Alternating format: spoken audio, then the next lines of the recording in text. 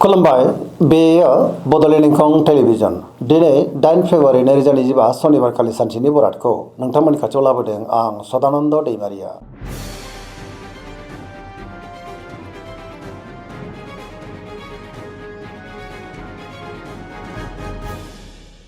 सिगां फरायनो लादों मेष राशि गिबि हांखो अ ल दिनैनि साना जोबोर मोजां बहाबा दावबायनो एबा हान्थिनो खाबु मोननो हागौ आरो मोजाङैनो हान्थिनोबो हागोन। गोसोनि साननायफ्रा दिनै मोगथाङाव जाफुंनोबो हागौ।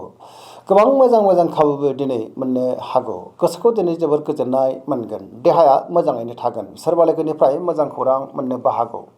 रांखावरियाव मोजां होनजायो। बेफार फालांगियाव दिनै जोबोर मोजां मुलाम्फा मोननो हागोन आरो आयाबो बांनो हागौ। धोरोमारि बिथिङाव दिनै गोसो दुंखांनो हागौ। सोरबा लोगोनिफ्राय थोजासे हेफाजाब मोननानै गोसोआव गोजोननाय फैगोन। न'खराव अनलायनाय फैगोन। बिसि फिसायनि गेजेराव अनलायनाया बांनो हागौ। समाजाव मान मोननो हागोन। लाइमोनफ्रा दिनै जोबोर रमान्टिक जागोन। गावबा गावनि गोसोनि साननायफोरखौ दिनै फोरमायलायनोबो हागोन। फरायसाफ्रा दिनै फरायनायाव गोसो दुंखांगोन आरो मोजां फिथाइ मोनगोन। पजिटिभ एनार्जिनि गोहोम गोग्लैगोन।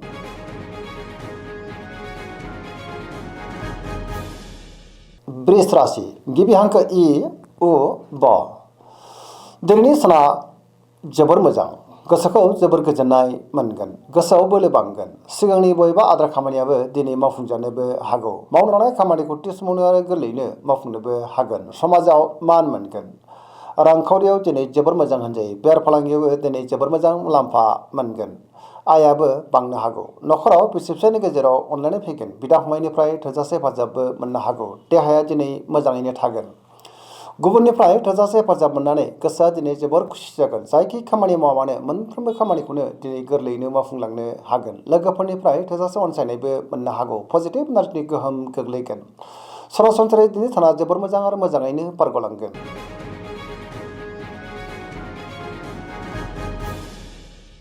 मिथुन राशि गिबि हांखो क स दिनैनि साना जोबोर मोजां। गोसोआव गोथों आरो गोग्गो साननाय फैगोन। गियाननि आंखाल जानाय नङा। गावनि गोसोनि साननायफोरखौ दिनै गुबुननो फोरमायनोबो हागोन। सोरबा लोगोजों बाख्नायजानोबो हागौ। गोबां मोजां खाबुबो दिनै मोननो हागौ। देहाया दिनै मोजाङैनो थागोन।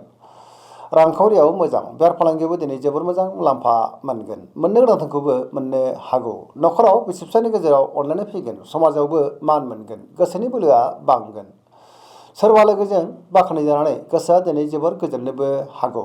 गुबुननिफ्राय थोजासे हेफाजाब मोननो हागौ। पजिटिभ एनार्जिनि गोहोम गोग्लैगोन। सरासनस्रायै दिनै साना जोबोर मोजां आरो मोजाङैनो बारग'लांगोन।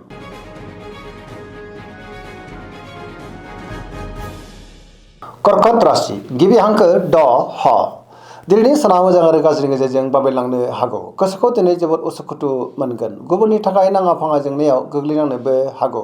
गोसोनि साननायफ्रा टेबार नांगोन। पजिटिभ साननो गोब्राब जानोबो हागौ। नेगेटिभ साननाय फैगोन। मावनो लानाय खामानिफ्रा मावफुंनो हायोब्लाबो माबा नङा मोनसे गोरोन्थिबो जालांनो हागौ। रांखावरियाव मोजां अब्ला नाथाय खरसाया बांनोबो हागौ। बेफार फालांगियाव मोजां होनजायो। न'खराव अनलायनाय फैगोन। समाजावबो मान मोननो हागौ। देहाया दिनै बारा मोजां थानाय नङा। गोबां रोखोमनि देहायारि जेंनाजों मोगा मोगि जानांनोबो हागौ। फरायसाफ्रा दिनै फरायनायाव गोसो दुंखांगोन आरो मोजां फिथाइ मोननो हागोन। लाइमोनफोरनि गोसोआ दिनै जोबोर आला खाला जानोबो हागौ आरो नेगेटिभ एनार्जिनि गोहोमबो गोग्लैनो हागौ। धोरोमारि बिथिङाव दिनै गोसो दुंखांगोन।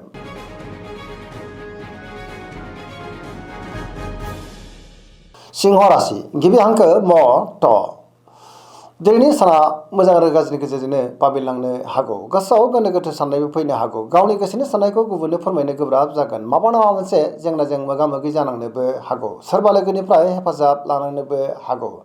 रांखावरियाव बारा मोजां नङा। आयनिख्रुइ दिनै खरसायासो बांसिन जानोबो हागौ। नाङा फाङा खरसायाबो बांनो हागौ।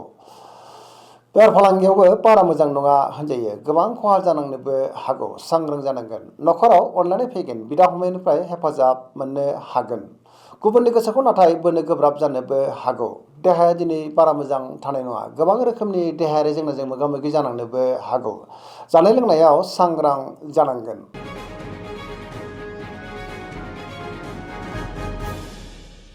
कन्या राशि गिबि हांखो प ट दिनैनि साना जोबोर मोजां। गोसोखौ जोबोर गोजोननाय मोनगोन। गावनि गोसोनि साननायफोरखौ गुबुननो फोरमायनोबो हागोन।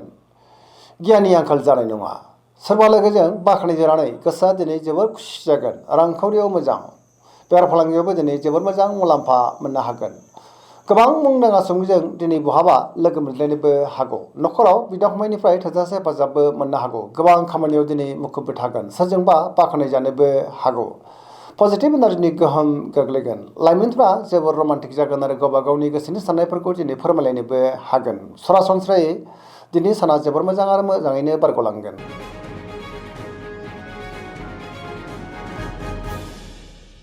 तुला राशि गिबि हांखो र ट दिनैनि साना मोजां आरो गाज्रि गेजेरजों बाबेलांनो हागौ। गोसोनि साननायफ्रा फेलें जानोबो हागौ। गावनि गोसोनि साननायखौ गुबुननो फोरमायनो गोब्राब जागोन। गियाननि आंखाल जानोबो हागौ।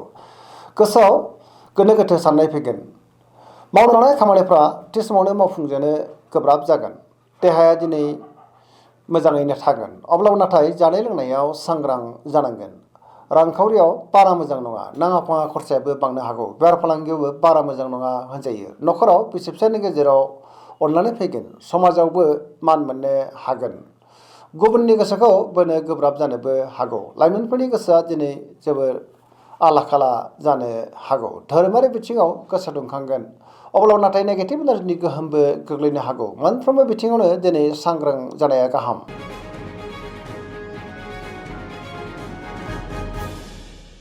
वृश्चिक राशि गिबि हांखो न स दिनैनि साना जोबोर मोजां। गावनि गोसोनि साननायफोरखौ दिनै गुबुननो फोरमायनोबो हागोन। पजिटिभ एनार्जिनि गोहोम गोग्लैगोन। समाजाव लोगो लेवा बांनोबो हागौ। सोरबा गोजाम लोगोजों बहाबा लोगो मोनज्लायनानै गोसोआ दिनै जोबोर खुसि जागोन। गोसोआव पजिटिभ साननाय फैगोन। मावनो लानाय खामानिफ्रा दिनै थि समावनो आरो गोरलैयैनो मावफुंजानोबो हागौ। गुबुननिफ्राय थोजासे हेफाजाबबो मोननो हागौ। गोसोनि साननायफ्रा दिनै मोगथाङाव जाफुंगोन। गोसोनि बोलोआबो बांगोन। समाजाव बयजोंबो मान होजागोन। न'खराव बिदा फंबायनि हेफाजाबखौ मोननो हागोन। रांखावरियाव मोजां। अब्लाबो नाथाय खरसाया बांनोबो हागौ। बेफार फालांगियाव मोजां होनजायो। देहाया दिनै मोजाङैनो थागोन। गुबुननिफ्राय हेफाजाब मोननोबो हागोन। फरायसाफ्रा दिनै फरायनायाव गोसो दुंखांगोन आरो मोजां फिथाइ मोननोबो हागोन। लाइमोनफ्रा जोबोर रमान्टिक जागोन आरो गावबा गावनि गोसोनि साननायफोरखौ दिनै फोरमायलायनोबो हागोन।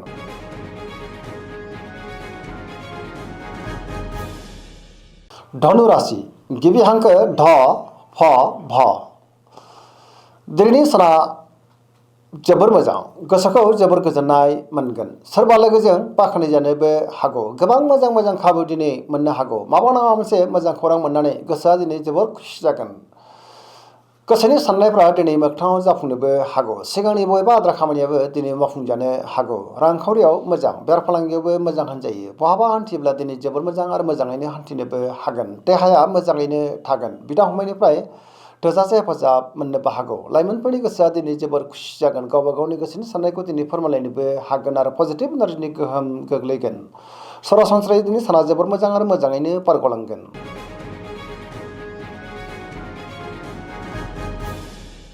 मकर राशि गिबि हांखो ख ज दिनैनि साना मोजां आरो गाज्रि गेजेरजोंनो बाबेलांनो हागौ। गोसोआव गोनो गोथो साननायबो फैनो हागौ। गावनि गोसोनि साननायखौ दिनै गुबुननो फोरमायनो गोब्राब जागोन। माबा नङा मोनसे जेंनाजों मोगा मोगि जानांनो हागौ। सुथुरनि गाज्रि नोजोर थानोबो हागौ। रांखावरियाव मोजां। अब्लाबो नाथाय खरसाया बांनोबो हागौ। बेफार फालांगियाव मोजां होनजायो। गुबुनजों मोजां सोमोन्दो लाखिनो दिनै गोब्राब जागोन। नेगेटिभ एनार्जिनि गोहोम गोग्लैनोबो हागौ। गोसोनि साननायफ्रा दिनै गोरोबलायाबो जानो हागौ। गोदान खामानियाव आखाइ होजेननो हानाय नङा। न'खराव बिदा फंबायनिफ्राय हेफाजाबखौ मोननो हागोन। सेंग्रा सिख्लाफोरनि गोसोआ दिनै जोबोर आला खाला जानोबो हागौ। अब्लाबो नाथाय गावबा गावनि गोसोनि साननायफोरखौ दिनै फोरमायलायनो हागोन।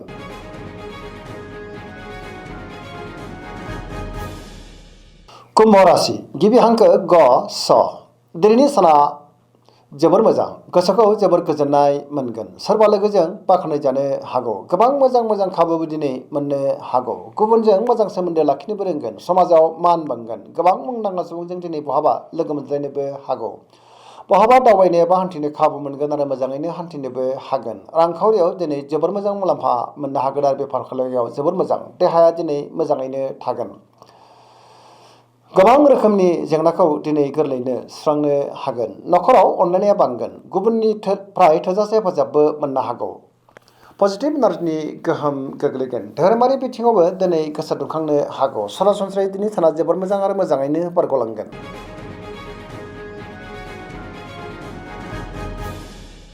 मीन राशि गिबि हांखो ड स दिनैनि साना जोबोर मोजां गावनि गोसोनि साननायफोरखौ दिनै गुबुननो फोरमायनोबो हागोन गोबां मोजां खाबुबो दिनै मोननो हागौ गोसोआव पजिटिभ साननाय फैगोन समाजाव मान बांगोन गावनि गोसोनि साननायखौ गुबुननो फोरमायनो हानानै गोसोआ दिनै जोबोर गोजोनगोन देहाया दिनै मोजाङैनो थागोन रांखावरियाव मोजां बेफार फालांगियावबो दिनै जोबोर मोजां मुलाम्फा मोनगोन न'खराव अननानै फैगोन सोरजोंबा बाख्नायजानोबो हागौ लाइमोनफोरनि गोसोआ दिनै जोबोर रमान्टिक जागोन आरो गावबा गावनि गोसोनि साननायफोरखौ दिनै फोरमायलायनोबो हागोन फरायसाफ्रा दिनै फरायनायाव गोसो दुंखांगोन आरो मोजां फिथाइ मोनगोन सरासनस्रायै दिनै साना जोबोर मोजां आरो मोजाङैनो बारग'लांगोन आरो पजिटिभ एनार्जिनि गोहोम गोग्लैगोन दिनैनि राशि फरायनाया एसेनोसै जोबनायाव बेखौनो खावलायो जाहाथे नोंथांमोना सानफ्रामबो जोंनि बे बड'लेण्ड इंखं टेलिभिजनखौ नायबाय थायो आरो साबस्क्राइब खालामो लोगोसे लाइक खालामो आरो शेयार खालामो एसेनोसै गोजोन्थों